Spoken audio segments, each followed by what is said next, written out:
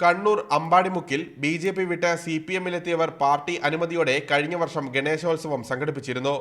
ഇതിനു പിന്നാലെ ഇത്തവണയും വൻ ആഘോഷമായിട്ടാണ് CPM പ്രവർത്തകർ ഗണേശോത്സവം സംഘടിപ്പിച്ചത്. ഗണേശ വിഗ്രഹത്തിനു പിന്നിൽ ചെഗുവേരയുടെ ചിത്രം പതിച്ച ബാനറുമായിട്ടായിരുന്നു ഘോഷയാത്ര. ഗണേശോത്സവം ആരുടെയും കുത്തകയല്ലെന്നായിരുന്നു CPM പ്രവർത്തകരുടെ പ്രതികരണം. CPM നമ്മളെ തടസ്സപ്പെടുത്തിയില്ല. CPM സമ്മതമാണ്. നമ്മൾ BJP ഉള്ള സമയത്തും വിട്ടുവന്ന സമയത്തും CPM നമുക്ക് തടസ്സം നിന്നില്ല. ജില്ലയിൽ CPM-ൽ നിന്നും പ്രവർത്തകർ BJP-യിലേക്ക് ചേക്കേറുന്നതായി പാർട്ടി വിലയിരുത്തിയിരുന്നു. അമ്പാടിമുക്കിൽ BJP-യിൽ നിന്നും CPM-ലെത്തിയവരിൽ പലരും തിരികെ പോയതും പാർട്ടി ഗൗരവമായി എടുത്തിട്ടുണ്ട്. ഈ സാഹചര്യത്തിലാണ് പാർട്ടി പ്രവർത്തകർ ഗണേശോത്സവം സംഘടിപ്പിച്ചത്. എന്നാൽ ഗണേശോത്സവം ഒരു മത്സരമായിട്ടാണ് CPM കാണുന്നതെന്ന് RSSും ആരോപിക്കുന്നു.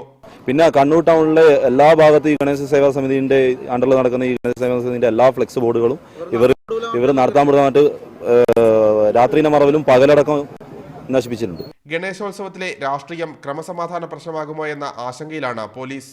മീഡിയ 1 കണ്ണൂർ.